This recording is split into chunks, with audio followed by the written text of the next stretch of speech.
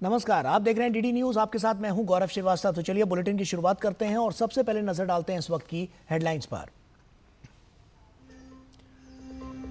केंद्रीय मंत्री अमित शाह की अध्यक्षता में आज सभी राज्यों और केंद्र शासित प्रदेशों के सहकारिता मंत्रियों की मंथन बैठक, योजनाओं की व्यापक समीक्षा समेत सहकारिता के क्षेत्र में मजबूती पर होगी बातचीत।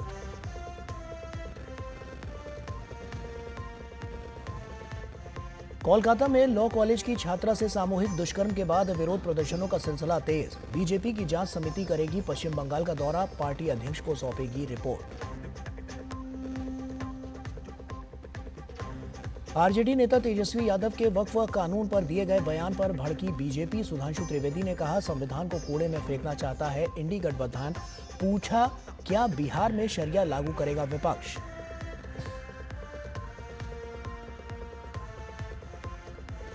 उत्तराखंड और हिमाचल में आज भी भारी बारिश की चेतावनी। ओडिशा के बालासोर और मयूरभंज में पैदा हुआ बाढ़ का खतरा। यूपी, पंजाब समेत बाकी राज्यों में भी लगातार बारिश।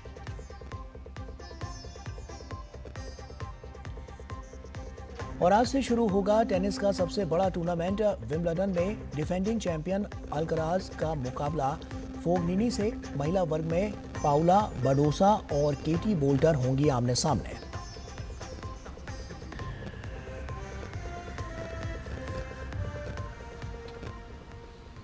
और आइए बुलेटिन की शुरुआत करते हैं। कोलकाता के लॉ कॉलेज में हुई दरिंदगी पर बीजेपी लगातार हमलावर है और मुख्यमंत्री ममता बनर्जी से इस्तीफा मांग रही है।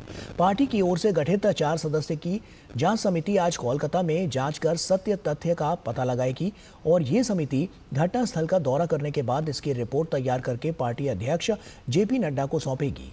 पूर्व केंद्रीय मंत्री सत्यपाल सिंह और मीनाक्षी लेखी समेत 2 मौजूदा सांसद विप्लव देव कुमार और मनन कुमार मिश्रा इस जांच समिति में शामिल है। दिल्ली से कोलकाता रवाना होने से पहले सत्यपाल सिंह ने ममता सरकार को निशाने पर लिया। वहीं मीनाक्षी लेखी ने भी कहा कि पश्चिम बंगाल में एक महिला मुख्यमंत्री है, इसके बावजूद वहां बार बार ऐसी भयावह घटनाएं हो रही हैं।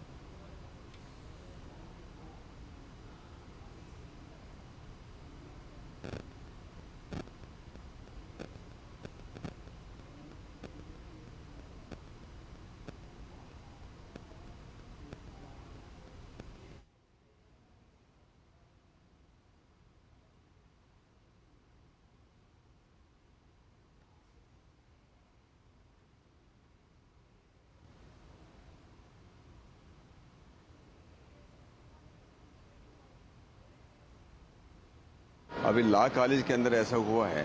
मेन जो उसका आरोपी बताया जाता है और टीएमसी का सदस्य रहा, अभी भी हैं। दूसरे लोगों के बारे में मैं नहीं एग्जैक्टली कह सकता नहीं है। तो किस प्रकार का, जिस प्रकार की बयानबाजी वहाँ के टीएमसी के नेताओं के द्वारा की जा रही है, बेटी जो है कलकत्ता की बेटी हो या वेस्ट बंगाल के उत्सव की बेटी है, इसके ऊपर राजनीति करना ठीक नहीं है। ये उनके माइंडसेट को दर्शाता है। तो वहाँ कॉलेज के अंदर किस प्रकार का सिक्योरिटी का इंतजाम था, किस प्रकार से बाहर के लोग एक्सेस कंट्रोल नहीं था, गार्ड के रूप में ले जाकर के इस प्रकार का दुष्कर्म किया जाता है, इससे बड़ी दुर्भाग्य की बात और क्या हो सकती है। एक्चुअल जांच होगी कि एक व्यक्ति जिसके ऊपर इतना सब पहले से वो आपराधिक घटनाओं में सम्मिलित रहा है और ऐसे में उसको इतने लंबे समय तक कैसे उस यूनिवर्सिटी कॉलेज में जाने दिया और क्या कुछ रहा। और इसमें जो सबसे बड़ी बात है वो यही है कि एक पश्चिम बंगाल में महिला मुख्यमंत्री है और बार बार इस तरीके की भयानक घटनाएं वहाँ घट रही हैं। तो इन्हीं सब विषयों को लेकर हमारी पूरी टीम जो है वो जा रही है। और वक्फ कानून पर सियासत एक बार फिर से तेज होती दिख रही है। पटना के मैदान में इंडी गठबंधन में आरजेडी नेता तेजस्वी यादव ने कहा कि हम संसद से पास कानून को फाड़ कर फेंक देंगे। तेजस्वी यादव के इस बयान पर बीजेपी ने निशाना साधा। बीजेपी नेता सुधांशु त्रिवेदी ने प्रेस वार्ता कर तेजस्वी यादव के इस बयान को दुर्भाग्यपूर्ण बताया, जिसमें उन्होंने संसद से पास कानून को फाड़कर फेंकने की बात कही थी।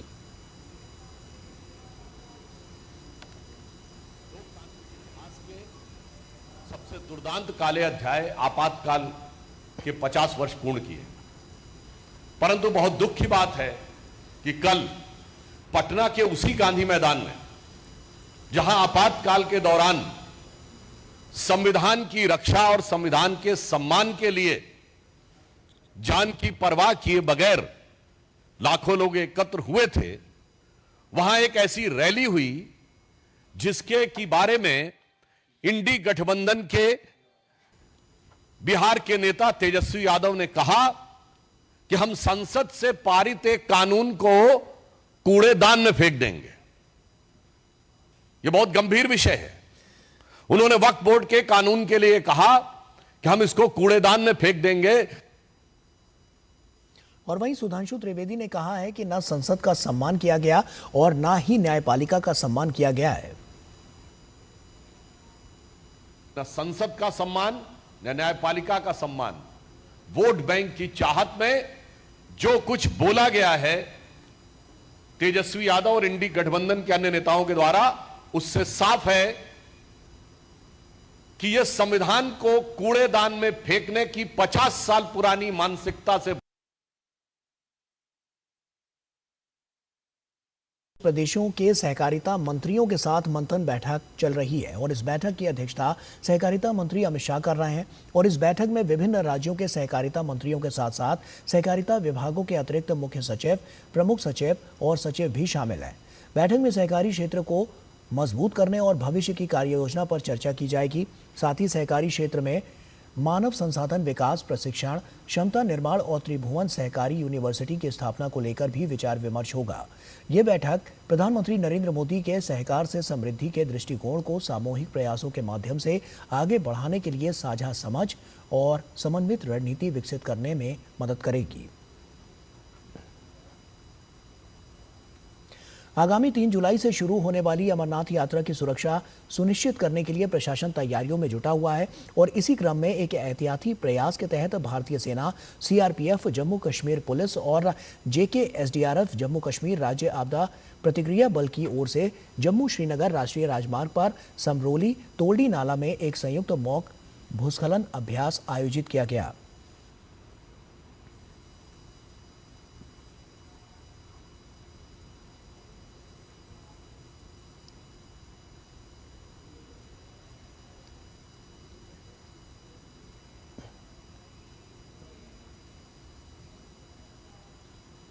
जो मॉक ड्रिल की गई थी, इसमें हमने different stakeholder, different security forces के बीच में कोऑर्डिनेशन चेक करने के लिए मॉक ड्रिल रखी गई थी। जो कि जैसे कि आपको पता है कि अमरनाथ यात्रा में लैंडस्लाइड आने का खतरा रहता है, उस टाइम पे रेस्पॉन्स पीरियड देखने के लिए, रेस्पॉन्स टाइम देखने के लिए ये मॉक ड्रिल रखी गई थी। और ये मॉक ड्रिल जो है आज हमने बड़ी ही अच्छे तरीके से इसको खत्म किया।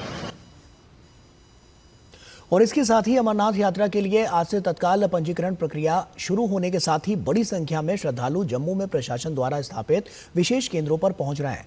वर्तमान में उन श्रद्धालुओं के लिए पंजीकरण चल रहा है जिन्होंने अभी तक ऑनलाइन मोड के माध्यम से यात्रा के लिए पंजीकरण नहीं कराया है। टोकन सेंटर जो है वो अपना सरस्वती धाम में शुरू किया है। ये एकमात्र जम्मू में एक टोकन सेंटर है। यहाँ से पहलगाम के लिए भी और बाल्टल के लिए भी टोकन्स जो हैं वो बांटे जा रहे हैं। इसी टोकन्स के आधार पे पंजीकरण किया जाएगा। पंजीकरण के 3 सेंटर्स बनाए गए हैं। एक वैष्णवी धाम में है, एक पंचायत घर में है और एक महाजन हाल में है। अगर मैं टोकन्स की बात करूं तो 6 जो काउंटर्स हैं वो हमने पहलगाम के लिए बनाए हैं और 6 काउंटर्स हमने बाल्टल के लिए बनाए हैं। लोगों को सिर्फ एक मात्र आधार कार्ड की ज़रूरत है, उसके आधार पे हम लोगों को टोकन्स देते हैं। उनको अपना आधार कार्ड लेके आना है और अगर वो पहले से मेडिकल लेके आए हैं, यहाँ पे रजिस्ट्रेशन करते हुए मेडिकल करवाने की ज़रूरत नहीं पड़ेगी। और अगर वो मेडिकल सर्टिफिकेट अपना नहीं लेके आए हैं तो ऑन स्पॉट भी उनका जो है मेडिकल किया जाएगा, उनको सर्टिफिकेट जारी किया जाएगा। और वहीं देश में इस साल मानसून ने तय समय से पहले ही दस्तक दे दी है। भारी बारिश से मैदानों से लेकर पहाड़ों तक हाहाकार मचा रखा है। मौसम विभाग के मुताबिक दक्षिण पश्चिम मानसून ने 29 जून तक पूरे देश को कवर कर लिया, जो सामान्य तारीख 8 जुलाई से 9 दिन पहले है। दिल्ली, बिहार, उत्तराखंड, हिमाचल प्रदेश समेत अन्य राज्यों में भी भारी बारिश हो रही है। देश के कई क्षेत्रों में बाढ़, भूस्खलन और बादल फटने जैसी स्थिति है। मौसम विभाग ने भी अगले 48 घंटों के लिए कई राज्यों में भारी बारिश और वज्रपात की चेतावनी जारी की है।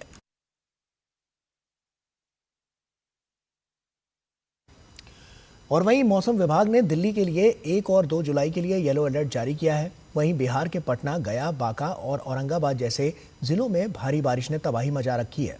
मौसम विभाग ने बिहार के 10 जिलों के लिए भारी बारिश और वज्रपात का रेड अलर्ट जारी किया है। वहीं पंजाब, हरियाणा के लिए भी ऑरेंज अलर्ट जारी किया गया है।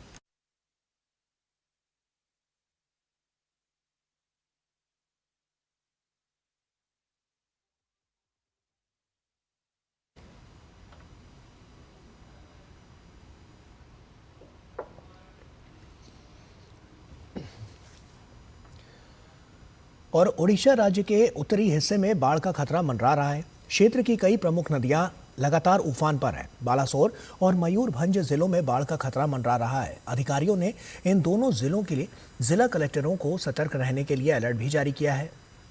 राज्य आपदा प्रबंधन विभाग बालासोर और मयूरभंज जिलों में संभावित बाढ़ की स्थिति के लिए तैयार है। आपदा प्रबंधन विभाग के मुताबिक झारखंड चांडिल बांध से पानी के अप्रत्याशित रूप से छोड़े जाने से स्वर्ण रेखा नदी में अचानक बाढ़ आ गई और इस बीच बुधबलंगा और जलाका नदियों का जलस्तर भी बढ़ गया है। हालात को देखते हुए मयूरभंज और बालासोर के जिला कलेक्टरों को सतर्क रहने के निर्देश दिए गए हैं। संभावित बाढ़ प्रभावित क्षेत्रों में ODRF और NDRF की टीमों को तैनात किया गया है। वहीं क्षेत्र में एक मेडिकल टीम भी भेजी गई है। पर्याप्त मात्रा में सूखा भोजन, दवाएं और अन्य राहत सामग्रियां भी तैयार रखी गई हैं।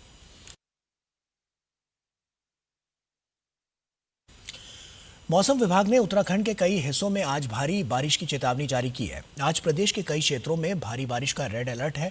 मौसम विभाग के अलर्ट के चलते प्रशासन ने स्कूल बंद रखने के आदेश दिए हैं। उत्तराखंड आपदा प्रबंधन विभाग ने भारी बारिश की आशंका को देखते हुए कक्षा 1 से 12वीं तक संचालित सभी शैक्षणिक संस्थाओं और आंगनबाड़ी केंद्रों में आज अवकाश घोषित किया है। पहाड़ों और नदी नालों के किनारे विशेष सतर्कता बरतने के निर्देश भी दिए गए हैं। बता दें कि उत्तराखंड में बीते कई दिनों से भारी बारिश हो रही है। पहाड़ से मैदान तक बारिश की वजह से जनजीवन अस्त व्यस्त हो चुका है। प्रदेश में अगले कुछ दिन मौसम के राहत देने के आसार नहीं है।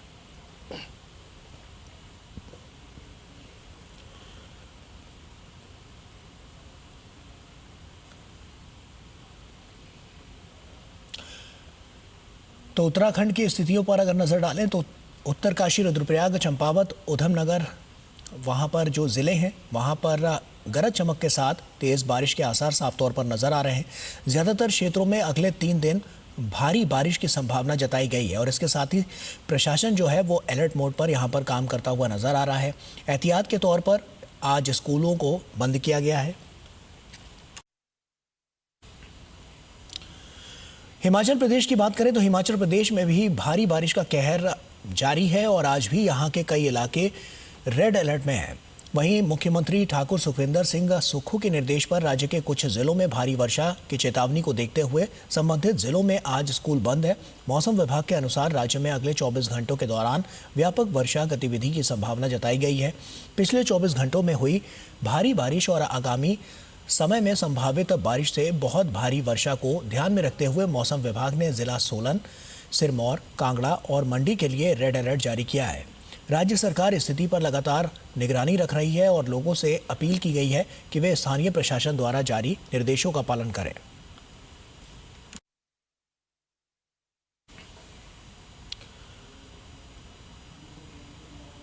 और वक्त यहां पर एक छोटे से ब्रेक का है, जल्द हाजिर होता है।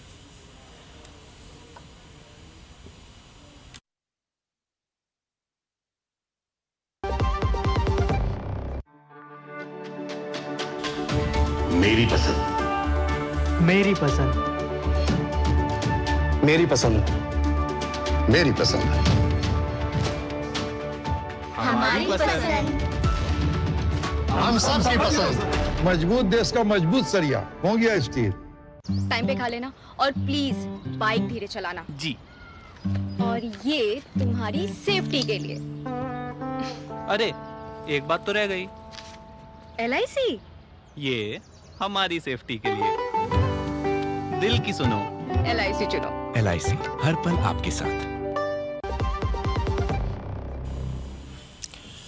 ब्रेक के बाद एक बार फिर से आप सभी का स्वागत है। दिल्ली में अवैध रूप से भारत में रह रहे बांग्लादेशी नागरिकों के खिलाफ चलाए जा रहे विशेष अभियान के तहत पूर्वी दिल्ली पुलिस को बड़ी सफलता मिली है। पुलिस की कार्रवाई में पूर्वी जिले के मंडावली, मयूर विहार, कल्याणपुरी, गाजीपुर और आनंद विहार क्षेत्रों से 83 बांग्लादेशी नागरिकों को हिरासत में लिया गया। इनमें 44 महिलाएं, 39 पुरुषों में से 33 नाबालिग शामिल हैं। वहीं सभी दिल्ली में बिना वैध दस्तावेजों के रह रहे थे और जांच में इनके पास भारत में रहने और आने का कोई अधिकृत प्रमाण नहीं मिला। वहीं पूछताछ के दौरान पता चला है कि ये लोग भारत बांग्लादेश सीमा के नदी मार्गों से अवैध रूप से देश में दाखिल हुए थे और विभिन्न झुग्गी बस्तियों में रह रहे थे। डीसीपी अभिषेक धारिया ने बताया है कि इस कार्रवाई के लिए विशेष स्टाफ की टीम का गठन किया गया था। 24 जून को पूर्वी जिले के विभिन्न स्थानों पर छापेमारी की गई और गुप्त सूचनाओं और तकनीकी निगरानी के आधार पर सभी संदिग्धों को पकड़ा गया। इनके मोबाइल फोनों से बांग्लादेशी नागरिकता से संबंधित दस्तावेज, तस्वीरें और अन्य डिजिटल साक्ष्य बरामद हुए हैं। पुलिस ने बताया है कि सभी पकड़े गए लोग बांग्लादेश के कुरीग्राम और टांगाइल जिलों के निवासी हैं और लंबे समय से दिल्ली में रह रहे थे।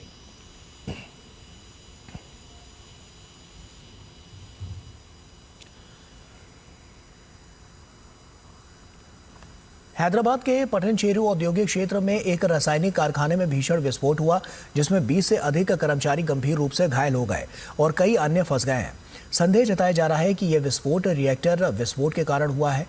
विस्फोट के कारण भीषण आग लग गई, जिसने कारखाने के कुछ हिस्सों को अपनी चपेट में ले लिया और आसपास के इलाकों में अफरा तफरी मच गई। कई दमकल की गाड़ियां मौके पर पहुंच चुकी हैं और राहत और बचाव कार्य जारी है।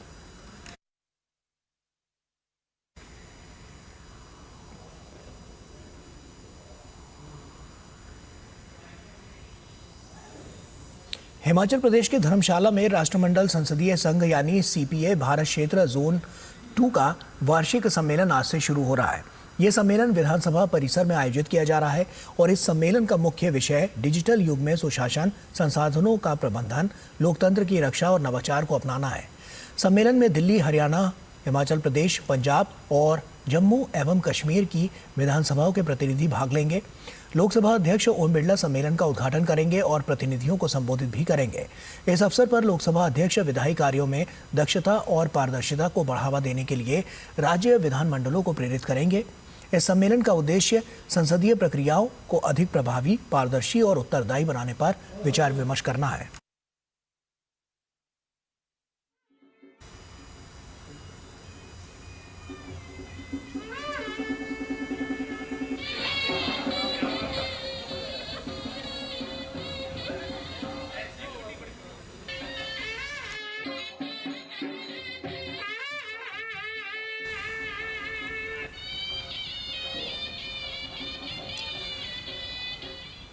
उन्नीसवां विश्व संस्कृत सम्मेलन अपनी दिव्य भव्यता के साथ नेपाल की राजधानी काठमांडू में चल रहा है। देश विदेश से आए संस्कृत विद्वान इसमें सहभागिता कर रहे हैं। विश्व संस्कृत सम्मेलन का आयोजन प्रत्येक 3 वर्ष के अंतराल पर किया जाता है और इसी क्रम में हमारे संवाददाता नारायण दत्त मिश्रा ने बात की है IASS के समिति सदस्य प्रोफेसर अमरजीव लोचन से। देखिए।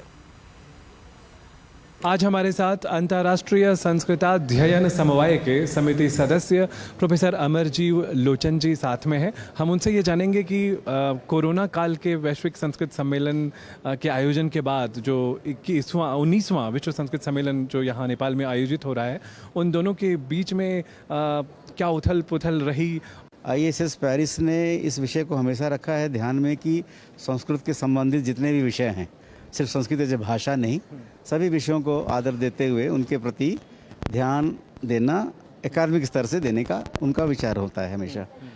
और पिछले 60 वर्षों की पुरानी संस्था है और 60 वर्षों में इतने कार्यक्रम हो चुके। पहली बार कोरोना के काल में 18 के बाद 21 वाला, फिर 21 से 22 किया गया और वो हो रहा था कैनबरा में, ऑस्ट्रेलिया में।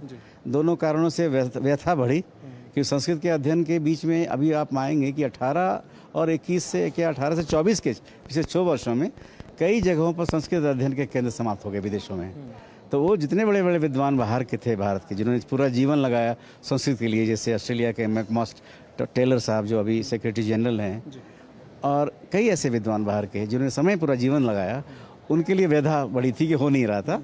तो 21 के बाद 24 की जब बात बनी, 24 में हो रहा था ये कार्यक्रम नेपाल। हाँ, क्योंकि सीक्वेंस 3-3 साल का बना रहे, लेकिन कई अपरिहार्य कारणों से 24 के दिसंबर में नहीं हो पाया। आपसे जानना चाहूँगा कि अब जो अगला विश्व संस्कृत सम्मेलन है वो कहाँ आयोजित होने वाला है और उसके पीछे की धारणा क्या है, उसके पीछे का लक्ष्य क्या होता है कि इसी स्थान पर अगली बार हो? एक हमारी बड़ी अच्छी व्यवस्था है जो शायद ओलंपिक वाले नकल करें तो उनको फ़ायदा हो। हम लोग आगे वाले 2 सेशन तक तय रखते हैं।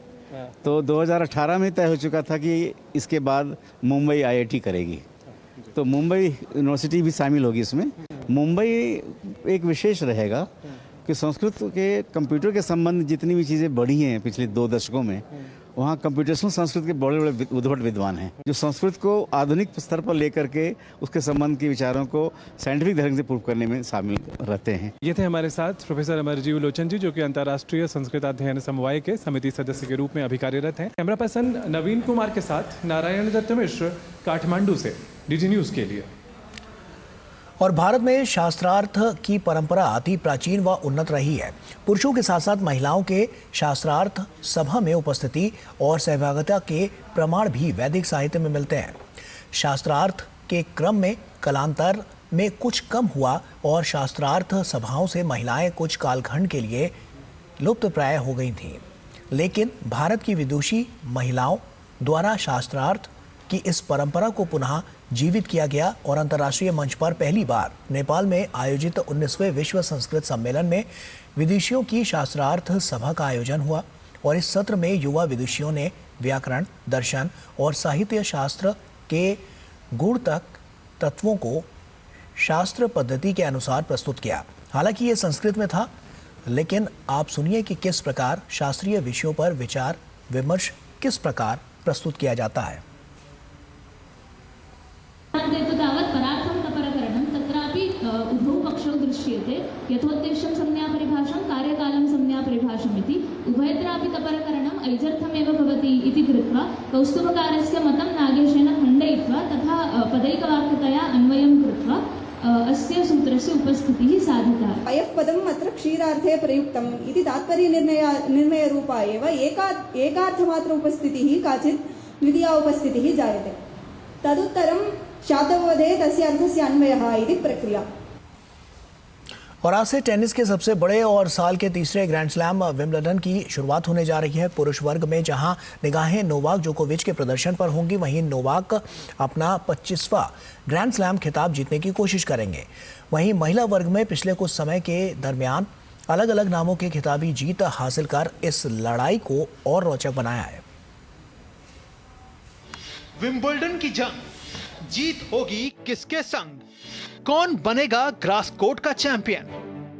दुनिया भर के टेनिस फैंस के सामने ये एक ऐसा सवाल है जो उनके रोमांच को और भी ज्यादा बढ़ा रहा है। मौजूदा champion Carlos Alcaraz, world number 1 Jannik Sinner और दिग्गज नोवाक जोकोविच जैसे बड़े नाम कोर्ट पर उतरेंगे, तो वहीं महिला वर्ग में कोको गॉफ, आर्यन सबालेंका और कई युवा सितारों की मौजूदगी इस टूर्नामेंट को और भी खास बनाएगी। Jannik Sinner, world number 1 Jannik Sinner अपने पहले ही मैच में लुका नार्डी से भिड़ेंगे। इस युवा खिलाड़ी ने इस साल जबरदस्त फॉर्म दिखाया है और अब उनकी नजर अपना पहला विंबलडन खिताब जीतने पर होगी। सिनर ने अब तक 3 ग्रैंड स्लैम खिताब अपने नाम किए हैं, जबकि 2023 में वो विंबलडन के सेमीफाइनल तक पहुंचे थे। Carlos Alcaraz, world number 2 Carlos Alcaraz के लिए 2025 अब तक शानदार रहा है। वो अपने अभियान की शुरुआत पहले दौर में फैबियो फोग्निनी के खिलाफ करेंगे। अल्कराज की कोशिश होगी कि वो लगातार तीसरा विंबलडन खिताब अपने नाम करें। पिछले साल के फाइनल में उन्होंने नोवाक जोकोविच को हराकर ट्रॉफी जीती थी। नोवाक जोकोविच, दिग्गज नोवाक जोकोविच जो कि अब तक 7 बार विंबलडन का खिताब जीत चुके हैं और करियर में उनके नाम 24 ग्रैंड स्लैम खिताब हैं। पहले ही राउंड में अलेक्जेंडर मुलर से भिड़ेंगे। उनकी फिटनेस को लेकर भी निगाहें रहेंगी, क्योंकि हाल ही में उन्हें चोट की समस्या से सामना करना पड़ा है। वहीं महिला वर्ग की बात करें तो यहाँ आर्यन सबालेंका, कोको गॉफ और ईगा स्वांतेक जैसे खिलाड़ियों पर सबसे ज्यादा नजरें रहेंगी। आर्यन सबालेंका, इस साल फ्रेंच ओपन के फाइनल में पहुंचने वाली सबालेंका ने अब तक 3 ग्रैंड स्लैम खिताब जीते हैं। हालांकि विंबलडन के खिताब से वो दूर रही हैं। ऐसे में उनकी कोशिश रहेगी कि वो इस खिताब को अपना बनाएं। कोको गॉफ, दूसरे नंबर की खिलाड़ी कोको गॉफ डायना यास्टमेस्का के खिलाफ अपने अभियान की शुरुआत करेंगी। गॉफ ने इस साल फ्रेंच ओपन के रूप में बड़ा खिताब जीता, जबकि वहीं 2023 में इस खिलाड़ी ने यूएस ओपन के खिताब को अपना बनाया। ईगा श्वांतेक। पोलैंड की ईगा श्वांतेक, जो कि 5 बार की ग्रैंड स्लैम चैंपियन है, ने भी अब तक विंबलडन के खिताब को अपना नहीं बनाया है। श्वांतेक का विंबलडन में अब तक का सर्वश्रेष्ठ प्रदर्शन 2023 में आया था, जब ये खिलाड़ी क्वार्टर फाइनल तक पहुंचने में कामयाब हो पाई थी। हालांकि मौजूदा फॉर्म को देखते हुए श्वांतेक के लिए खिताब की राह को तय करना आसान नहीं दिख रहा। Sports desk, DD news. और इसी के साथ फिलहाल इतना ही, लेकिन जाते जाते आपको दिखाते हैं कि बेंगलुरु स्थित भारतीय खेल प्राधिकरण का नेताजी सुभाष दक्षिणी केंद्र उन्नत खेल सुविधाओं के लिए अपनी अलग पहचान किस तरह से बना रहा है। और साई बेंगलुरु के व्यायाम शरीर क्रिया विज्ञान विभाग में खिलाड़ियों के बेहतर प्रशिक्षण के लिए हर प्रकार की सुविधाएं मौजूद हैं। इन सुविधाओं से जुड़े मुद्दे पर व्यायाम शरीर क्रिया विज्ञान विभाग के प्रमुख स्नेहांशु विश्वास से बात की है हमारे संवाददाता सुशील कुमार ने। तो आपको इस खबर के साथ छोड़ जाते हैं, तो हमें हमारी पूरी टीम को दीजिए इजाजत। नमस्कार। पिछले कुछ सालों में देश में खेल के क्षेत्र में खासा विकास हुआ है और ये विकास न सिर्फ खेल के मैदान पर बल्कि अंतर्राष्ट्रीय मंच पर पदक के रूप में भी सामने आया है।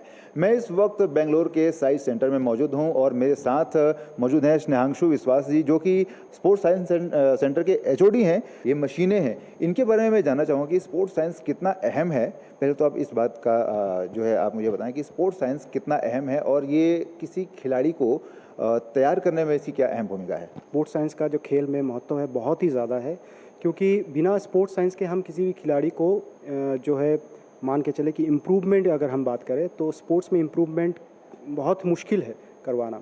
तो इसीलिए स्पोर्ट्स साइंस के बैकअप से ही हम किसी खिलाड़ी को अच्छी इम्प्रूवमेंट और एक ओलंपिक लेवल के एथलीट को हम तैयार कर सकते हैं हमारे स्पोर्ट्स साइंस के द्वारा। कई जो एडवांस मशीनें हैं यहाँ पर, आपसे जानना चाहें कि ये क्या किस तरह से काम करती हैं और किसी खिलाड़ी की क्षमता को कैसे आप लोग जानने की कोशिश करते हैं। हर एक मतलब वर्ल्ड क्लास जितने भी फिजियोलॉजिकल लैब है उन सब में ये सारे इक्विपमेंट अभी फ़िलहाल मौजूद है। तो हमारे पास जो इक्विपमेंट है ये बहुत ही इंपॉर्टेंट, जिसके हम जानते हैं VO2 max टेस्ट के जिस तरह से हम करते हैं कि एरोबिक कैपेसिटी जानने के लिए, तो ये VO2 max टेस्ट का जो मशीन है जिसे हम CPET मशीन के नाम से जानते हैं, तो ये मशीन हमारे पास अवेलेबल है। पिछले 11 सालों से मतलब 2014 से हम इस चीज़ को इस्तेमाल कर रहे हैं और काफ़ी एथलीट्स को इससे बहुत फ़ायदा मिला है। कैसे कोई एथलीट को किस तरह का फ़ायदा खुद को जज करने में, उसके मसल्स में, या मतलब क्या उसके सामने आता है अगर ये टेस्ट देता है तो? VO2 max जो एक एथलीट के एरोबिक कैपेसिटी जैसे कार्डियोपल्मोनरी एक्सरसाइज की बात करते हैं, तो वो आपके लंग्स कैसे काम कर रहे हैं, आपके हार्ट कैसे काम कर रहे हैं और मसल्स में कितना ऑक्सीजन ले जाने की क्षमता है, ये सब चीज़ें हम इस मशीन्स के द्वारा देख सकते हैं। और क्या क्या इक्विपमेंट्स हैं जो कि खिलाड़ियों की हेल्थ हो चाहे उनके प्रदर्शन को नापने का काम करते हैं? इंडिया के जितने अच्छे लैब है तो उसमें एक इक्विपमेंट लाए हैं हमने जिसे हम मसल ऑक्सीमीटर के नाम से जानते हैं, जिसके ऊपर काफ़ी रिसर्च चल रही है ऑल ओवर वर्ल्ड में, जो आपके मसल्स में कितना ऑक्सीजन की मात्रा है उसको मापने की मतलब कोशिश करते हैं। तो ये हाइपॉक्सिक चैम्बर है। मैं आपसे ये जानना चाहता हूँ कि ये किस तरह से खिलाड़ियों के प्रदर्शन को बढ़ाने में मददगार साबित होता है? जी, पहले तो मैं बता दूं कि हाइपॉक्सिक चेम्बर जो होता है उसका जो है वो पहाड़ों में, जैसे हाई ऑल्टीट्यूड की बात करते हैं तो पहाड़ों का जो एक एनवायरनमेंट होता है, हाइपॉक्सिक चेम्बर में हम उसी तरह का एनवायरनमेंट रखने की कोशिश करते हैं ताकि जो है एथलीट को पहाड़ों में ना जाके हम हाइपॉक्सिक चेम्बर में ट्रेनिंग करवा सके। हम देख सकते हैं कि यहाँ पर कुछ बिस्तर भी लगे हुए हैं खिलाड़ियों के लिए। इसका मतलब ये है कि यहाँ पर कोई भी खिलाड़ी इस ट्रेनिंग के माध्यम से यहाँ पर रहता है, अपना समय व्यतीत करता है और किसी दूसरे देश के हैं या हाई एल्टीट्यूड पर रहने की अपनी क्षमता को बढ़ाने का काम करता है। यहाँ पर कुछ मशीनें भी रखी हुई हैं, क्या ट्रेनिंग की व्यवस्था भी यहीं रहती है इनकी? हम जो है एथलीट को रह के यहाँ पे ट्रेनिंग की व्यवस्था होती है, एथलीट जो है ताकि इसके अंदर रहे और अपना नॉर्मल ट्रेनिंग बाहर करता रहे, तो ये फ़ायदा होता है जो पहाड़ों में हम नहीं मिल सकता है। आपने देखा कि किस तरह से देश में खेल बदल रहा है और खेल के साथ साथ खिलाड़ियों को तैयार करने का प्रोसेस भी बदल रहा है। ये स्पोर्ट्स साइंस सेंटर है जहां पर हम खड़े हैं। एक एक चीज़ों का बारीकी से ध्यान रखा जाता है, खिलाड़ियों का किस चीज़ की कमी है और उसे बढ़ाने के लिए खिलाड़ियों को किस मोर्चे पर मेहनत करनी है। कैमरामैन प्रमोद के साथ मैं सुशील कुमार, DD न्यूज़, बेंगलोर।